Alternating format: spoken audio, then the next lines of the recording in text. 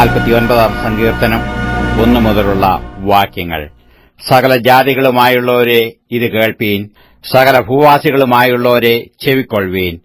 സാമാന്യജനവും ശ്രേഷ്ഠജനവും ധനവാന്മാരും ദരിദ്രന്മാരും തന്നെ എന്റെ വായ് ജ്ഞാനം പ്രസ്താവിക്കും. എന്റെ ഹൃദയത്തിലെ ധ്യാനം വിവേകം തന്നെയായിരിക്കും. ഞാൻ സദൃശവാക്യത്തിനു എന്റെ ചെവി ചായ്ക്കും. കിന്നരനാദത്തോടെ എന്റെ കടങ്കഥ കേൾപ്പിക്കും. അകൃത്യം എന്റെ കുതികാലിനെ പിന്തുടർന്നു. എന്നെ വളയുന്ന ദുഷ്കാലത്ത് ഞാൻ ഭയപ്പെടുന്നതെന്തിന്? അവർ തങ്ങളുടെ സമ്പത്തിൽ ആശ്രയിക്കുകയും ധനസമൃദ്ധിയിൽ പ്രശംസിക്കുകയും ചെയ്യുന്നു.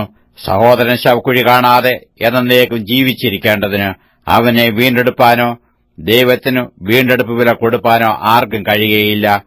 അവരുടെ പ്രാണന്റെ വീണ്ടെടുപ്പ് വിലയേറിയത്, അത് ഒരു നാളും സാധിക്കുകയില്ല.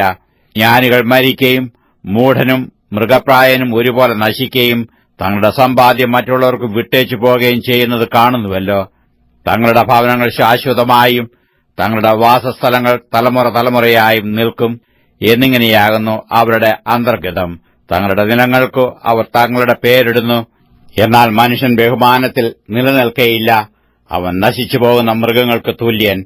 ഇത് സ്വയാശ്രയക്കാരുടെ ഗതിയാകുന്നു. അവരുടെ അനന്തരവരോ അവരുടെ വാക്കുകളിൽ ഇഷ്ടപ്പെടുന്നു. അവരെ പാതാളത്തിന് ആടുകളായി ഏൽപ്പിച്ചിരിക്കുന്നു.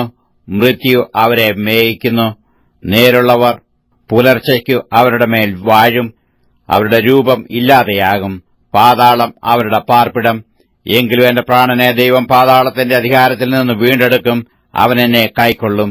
ഒരുത്തൻ ധനവാനായി തീർന്നാലും അവന്റെ ഭവനത്തിന്റെ മഹത്വം വർദ്ധിച്ചാലും നീ ഭയപ്പെടരുത്. അവൻ മരിക്കുമ്പോൾ യാതൊന്നും കൊണ്ടുപോകയില്ല. അവന്റെ മഹത്വം അവനെ പിൻചെല്ലുകയുമില്ല.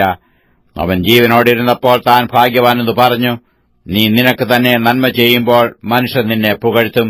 അവൻ തന്റെ പിതാക്കന്മാരുടെ തലമുറയോട് ചെന്നു ചേരും. അവർ ഒരു നാളും വെളിച്ചം കാണുകയില്ല. മാനത്തോടിരിക്കുന്ന മനുഷ്യൻ വിവേകഹീനനായാൽ നശിച്ചുപോകുന്ന മൃഗങ്ങൾക്കു തുല്യനത്രേ.